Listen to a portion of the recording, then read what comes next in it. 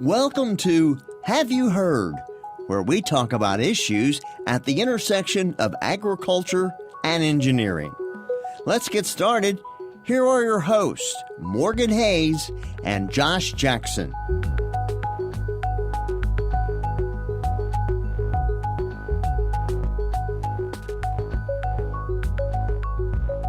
Welcome. This is the Have You Heard podcast. This is episode 26. We are currently going to speak today about our fall calving cows' pregnancy rates and the management decisions that we've made in the last couple weeks because of that.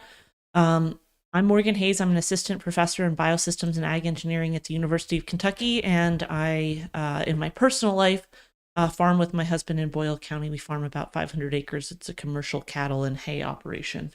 And I'm Josh Jackson, assistant professor in agriculture and biological engineering. I focus on precision livestock farming, and with my home life, I actually raise registered Angus beef cattle, and we have a focus on hay production as well. Okay, Josh. So we're going to start out today with what's been happening on the farms for the last week. It's been a wetter week, I think, but certainly stuff to do. A little bit wetter week. We actually spent a good portion of time, so we finally have our home herd on Mom's farm. We moved them all to another farm, so we spent a good portion of Saturday just moving cows, load them up on a trailer and just run them back and forth. So that was a good portion of our time on the weekend. Yeah, we actually moved alpacas. We didn't move any cows this weekend, and alpacas are a little quicker to move than, mainly because they all fit onto one trailer. Yeah, well, we were doing about 50 heads. That's how you know. Yeah, it's a couple trips there. And we try not to squeeze them on there too tight. We got a 25-foot trailer, but we still only put probably 8 or 9 on there just to give them a little extra space. We have a 24-foot trailer, and 8 is typically our number. So I believe you. That sounds about right. So let's. What else have you been working on? A little bit. Just still getting our hay equipment, making sure everything's ready to go, greasing up, getting ready for the next cutting. We have another, probably around 100 acres we probably need to cut. And so just getting everything ready for that next cutting. Yeah, we sort of in a similar boat. We're also doing a lot of prep work for hay. We have some older hay binds that we've been pulling parts off of, and we ran one of our hay binds, and it ran smoothly through the process, but it's very apparent that there is a bearing that is going to go. So at some point it's going to go, and so we're making sure we're ready to replace either before we get in the field this time or at the point when catastrophic failure occurs. It's going to get replaced, but we have to be ready for it to happen because we know it's coming. We can hear it, or at least my husband can. I'm a little bit more tone deaf to running the hay bind, actually, if we're being completely honest here. And some of that's just, if you run it enough, you just know what it should sound like, and some of he's probably got a more, 20 some odd years running that same hay bind. So yeah, he ran it with his grandfather for his whole life, so he is really familiar with the sound that it makes. 30 plus years, I guess. Yes, well, he would agree with you on that. I won't tell them how old he is. That's not my job to suggest his age is older than 20. So. But it is. So 30 would be accurate. But yeah, no, so he says definitely there's a bearing going, and I can kind of hear it. I can kind of hear a little bit of a sound there. But, that's just part of running equipment, is that things like that they happen. Ideally, you fix them before the season. But sometimes you have to run it to hear it. And the first cutting out, it ran through the whole cutting, but we could hear it. So we're prepared now before we get back into the hayfield. So that was one of the big things. We moved some alpacas around. We had some storms, so we actually moved them onto grass. Then we moved them back because they have a better shelter in the other field that they were in. And then we moved them back out onto grass after the storms came through over the weekend. So back and forth. This is an interesting thing. I know we're normally talk about cattle and hay, but typically we load all of our alpacas on a halter. We put them into a halter and then walk them up onto the trailer. It just is how we've always done it. We've never even tested pushing them on a trailer another way. And this time we actually self-loaded them. We basically just put feet up in the trailer and let them self-load onto it. And it was like 1,000 times easier. Huh. So for years we've been doing it wrong and we had no idea. So I don't know if that's a miracle for us or the biggest frustration ever to find out that we've been doing it wrong for all these years. So those are our two big things on the farm. We still have some work we've been doing. We had some gravel brought in, doing a little prep work for different things, figuring out where cattle are, especially some of our smaller groups of cattle are going to be this summer, making sure that they get feed and water and the right amount of pasture space. Okay. Yeah, that's one of the things we're looking at right now is looking at a couple, well, anywhere the cattle were, we have 2 or 3 amazing fields of buttercup. Yeah. And so it's a big yellow field out there. So we're probably going to go in there thinking about probably some pearl millet or some sorghum Sudan grass, one of the two. Yep. To just pretty much go in there and cover, get something there for them to eat kind of towards August, then go back in there, probably plant some dirty fescue later in the fall. Yeah, I think we have maybe similar goals because we do have some sacrifice areas. We're going to try and put some sorghum Sudan grass on areas that have plenty of nitrogen that won't need fertilizer, but they don't have any grasses in there that I would consider high enough quality for our cattle to eat. And hopefully we'll get a little more usage out of those lots by adding in sorghum Sudan to get some summer growth, plus a little bit of protection if August turns hot and dry, which it very well could. It always could. So yes. I keep talking with Matt Dixon about this, so I'm still concerned about it being there's areas of the state which are dry and it usually propagates. So I'm always concerned. Yep. I think that is a legitimate concern. We've had a lot of very wet weather, and we're fortunate that we seasonally tend to be wetter, so we don't tend to have as high a risk of drought as some other areas of the country, but that does not mean it doesn't exist and it couldn't be here later in the year. We got to be prepared for that. Yep. It's a concern, but he always says I'm the sky is falling, Chicken Little, I guess, but I'm just being practical and concerned because I went through 2007, 2012. I know it's kind of this every couple of years. Seems like we have a challenge. It's been a while. It has been a little while, so it is a legitimate concern. So whatever we can do, especially with not putting on full fertilizer to get as much growth as you can out of your pastures, you're sort of hedging your bets and managing risk at this point in the year. We did fertilize one of our pastures. So it's about 17 acres. We did fertilize it. We traditionally fertilized it, and so we got it about a half rate. Yep. And we had fertilized in the fall. So hopefully, that one can maintain and be productive throughout the summer. Sounds like a good plan. So let's go into our topic for the day, which is our fall calving herds and our pregnancy rates. And I know we sort of touched on our pregnancy rates and our updates by week, but let's talk about what our approach was for testing for pregnancy, when we sort of plan to be calving, and then we'll talk about what the results of those pregnancy tests looked like. And so, for our herd, the way we synchronized, we had the heifers bred first. Heifers were synchronized about a week earlier than the cows, so gave them a little more time to hopefully get bred. We had about 85 across all the cows and heifers. We had probably about 85% conception rate. So I was fairly unhappy with that, to say the least. I really wanted to have a lot higher conception rate. And so we actually test ours using a blood test. And so we go back in there on a couple of those because it is, one of those decisions where the axe is going to be coming down on a cow's head. We actually typically also have a veterinarian come in, and those select animals will get retested. Because we want to give them the benefit of the doubt. So you'll do a palpation test on any that tested open to confirm that they are open. Yes, because we have in the past had a couple issues where we've had animals. There's been 2 or so in the past where we definitely went through an entire synchronization process with them, and then they were supposed to be fall bred, and they capped, and switched them to the spring herd, went through a synchronization process, then they end up calving in the fall. So they weren't in the fall group. They were supposed to be, and so they moved into the spring group, but it was an accident. It was an accident. We moved them from our fall group to the spring, went through the synchronization process. Luckily, the luteolitis and everything else didn't knock the calf out, and then they end up calving in the fall. So, that can be a challenge because then now at this point they're with the spring group, and we weren't expecting that, or right. You kind of see it's like, well, she's getting awful big, but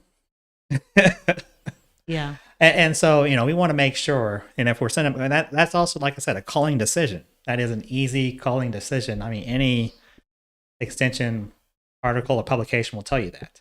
Mm-hmm. And so that's one of, other than the disposition. Yes. That's an easier one for me for calling. That's an easy one for me as well.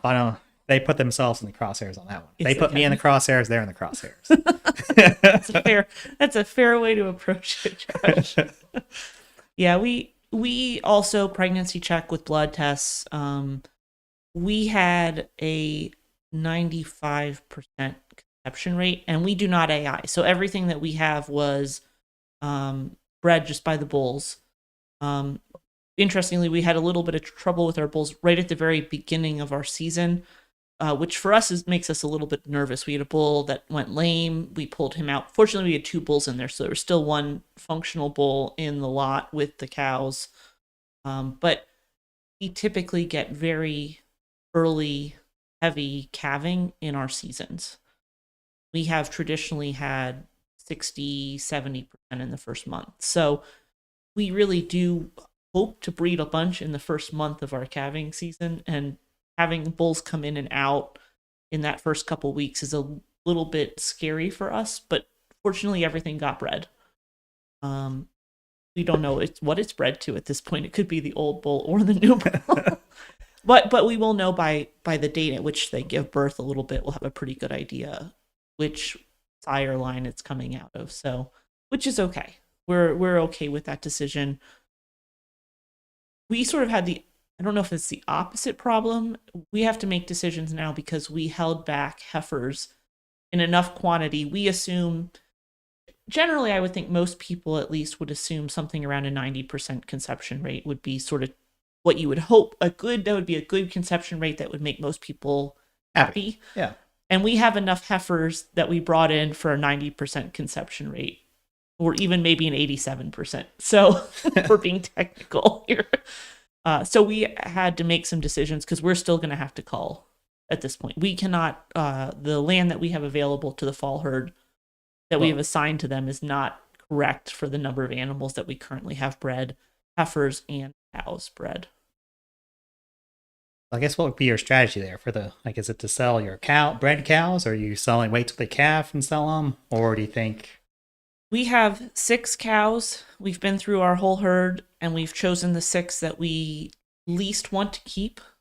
And those are all going to get sold bred, hopefully in July. We know in July that we will have everything in the 6 to 9 month window. They're late bred.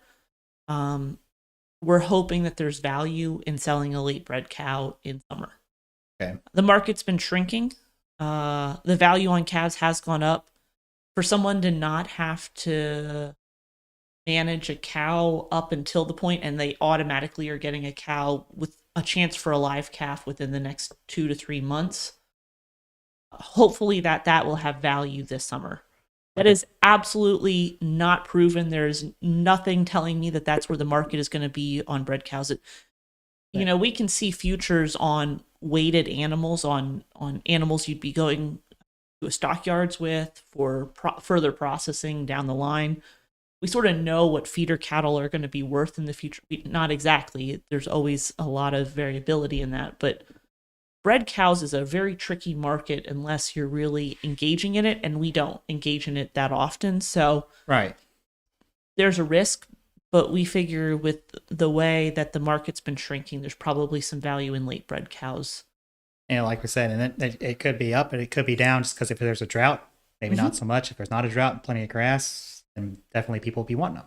Absolutely. Yeah, it could very much depend. But that's the other reason to sell in July and not hold them into August. One, they could start calving in August, and I don't want to have calves on the ground and be selling newborn calves.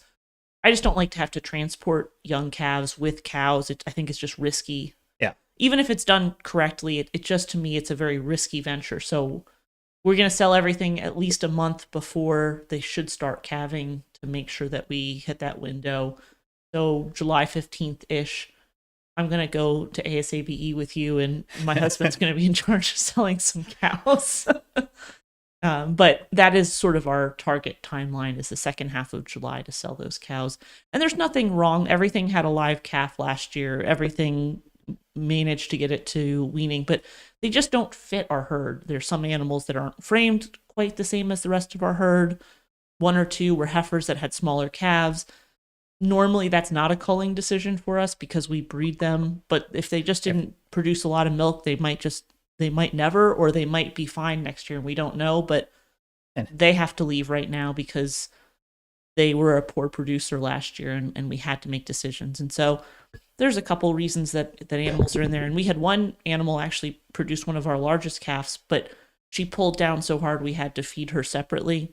Yep. And that cow is an excellent producer and would do excellent in a field with a smaller herd and someone that likes to feed their cows feed. She's not aggressive enough at the trough for her to succeed in our herd to get enough feed to really produce the calves she needs in our herd. And it doesn't mean that there's anything wrong with her as a cow. It's just not the right decision for our group. So Right. So we've got 6 that we're selling, and then we have our heifers that we're bringing back in. We had 3 open animals.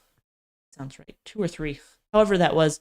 One of them we actually wanted to transition from a fall herd to a spring herd because she's older and we wanted her in the spring herd for her health. Okay. So she actually gets a pass, even though it's strongly against my better judgment to do that. But we had already discussed moving her and one other into the spring herd if they were open, and only one of the 2 was open. So she's moving, the other one's staying in the fall herd.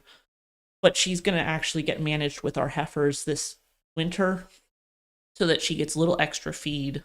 Get her extra. And I'm hoping we can at some point either cull her because of her age or get her transitioned onto a spring herd just because it's a little bit easier for cows for their body condition. Sam was for us, our body condition, we have fairly good body conditions on our cows, but the couple, so 4 of them that were open or 5 were the older 8 years old plus cows, and so they weren't able to breed. Could have been management.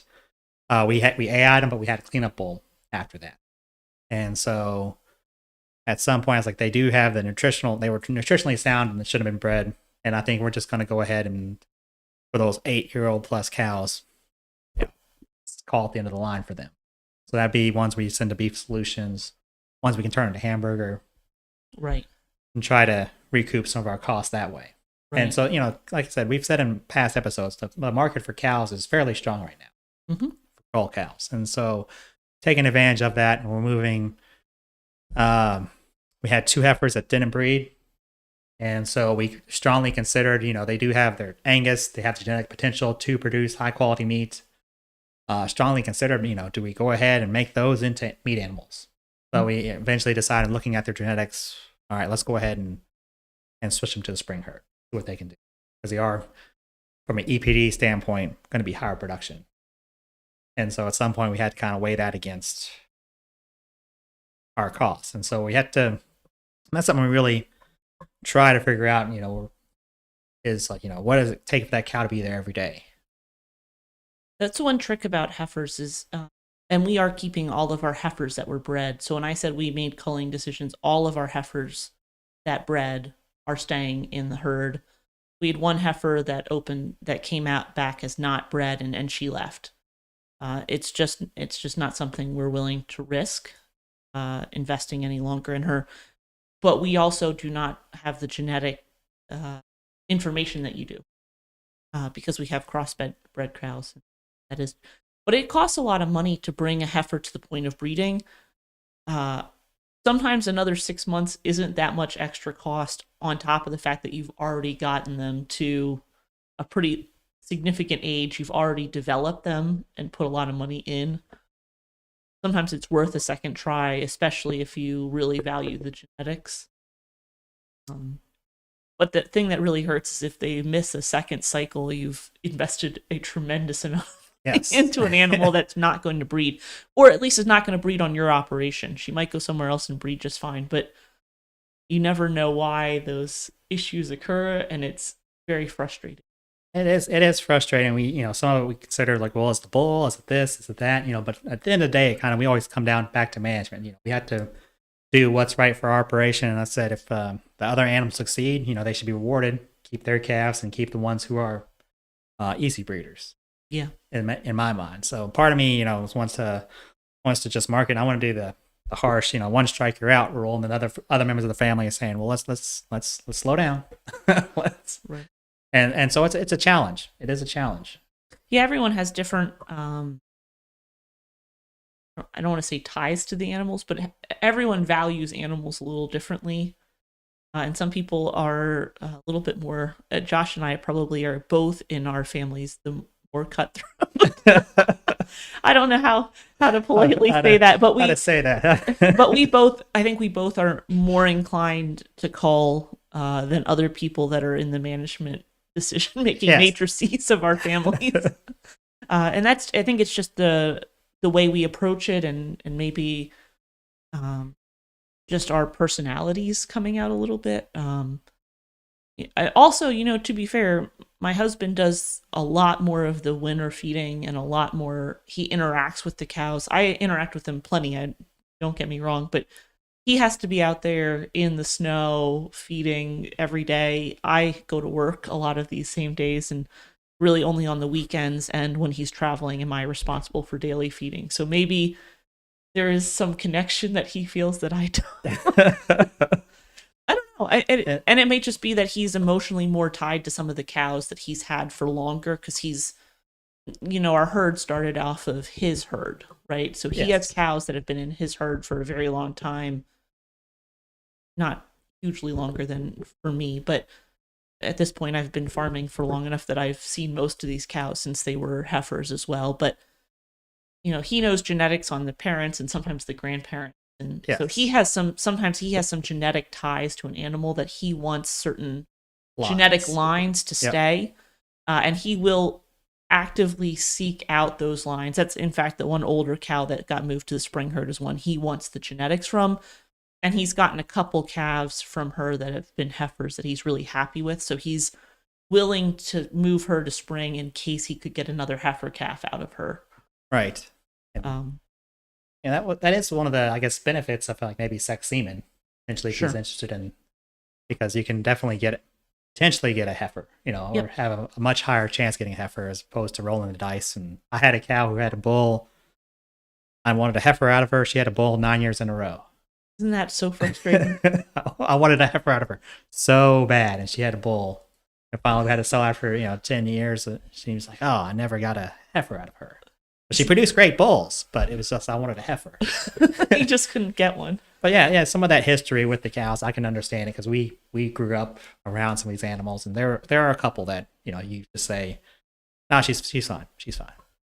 Whatever she does, it's okay. Unless it's a temperament thing. Well, it's a temperament thing, but she's got the temperament. She's really Yeah. good with the kids, and so it's just like, we'll give her another chance. She's fine. Yeah, I understand. That's how it is. I think that you just have to make the right decision for For the animal. and for the family too, right? The family Yeah. has to be comfortable with the decision because they're all invested. So Yep. So that's sort of where we are on the decisions. You have had to make the decision to keep some animals that you thought you were going to sell, but sell others. I was going to say we've only sold one. I'm trying to remember if we've sold a second animal or not out of this. We haven't. I think we sold a second animal, but it's a little unclear to me. My spring has been a little confusing because we had to sell one of our spring cows that lost a calf. So, and that's a shame. But as part of the reality, sometimes it's hard to figure out who went to the stockyards and didn't. Yeah, it's dynamic. It's always dynamic. There's so much going on. There is a lot happening all the time. Different decisions to make all the time. So what are you doing this upcoming week? Upcoming week. Okay, so we have a couple things on the agenda for this week. One, we have some bush hogging still to do. We have gotten done at least half of the fields that animals have come out of have been bush hogged. Still got a little bit more to do. The rain coming in this week will sort of play into how much of that gets done. It looks like the weather will open up, possibly Saturday, Sunday for a dry window. Okay.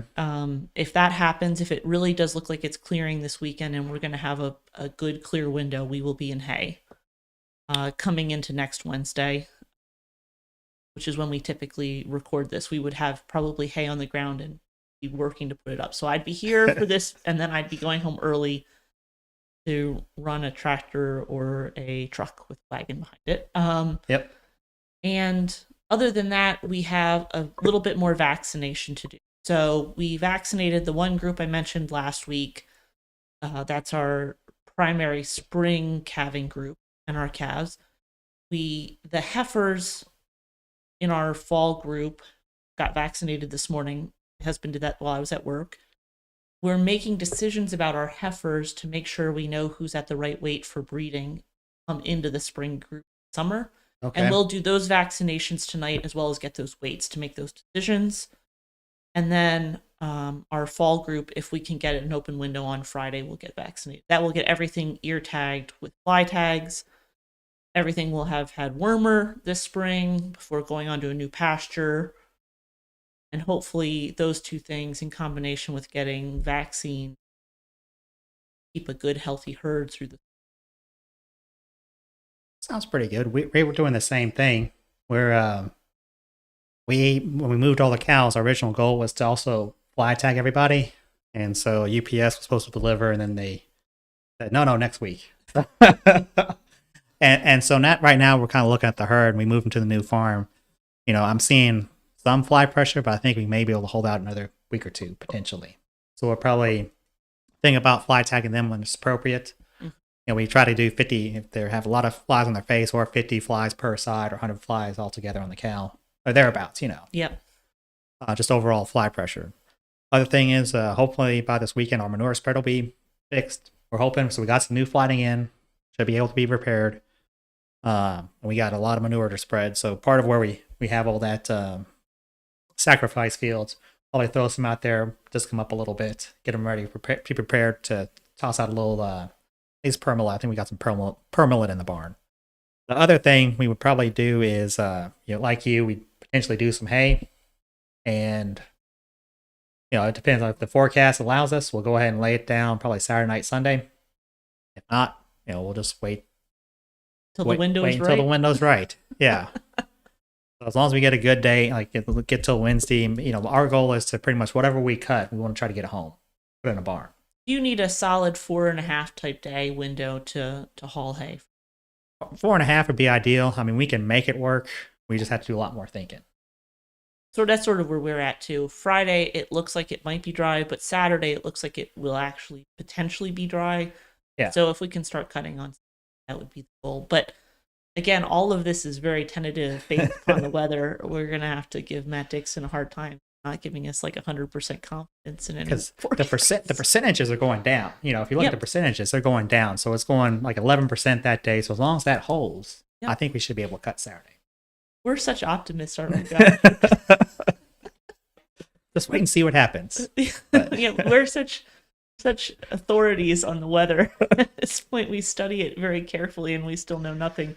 Which maybe that's why meteorologists are wrong so much, because no one can figure out what's happening. But that's our week is looking at weather forecasts. Yeah. So for anyone joining us today, thanks for joining us, and we will be back next week with another update. Maybe we'll be in the hayfield, maybe not. You never know. Thanks for joining us. Thank you.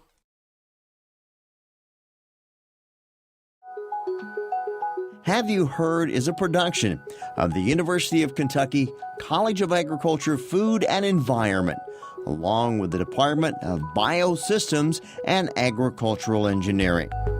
Discover what's wildly possible at ca.uky.edu.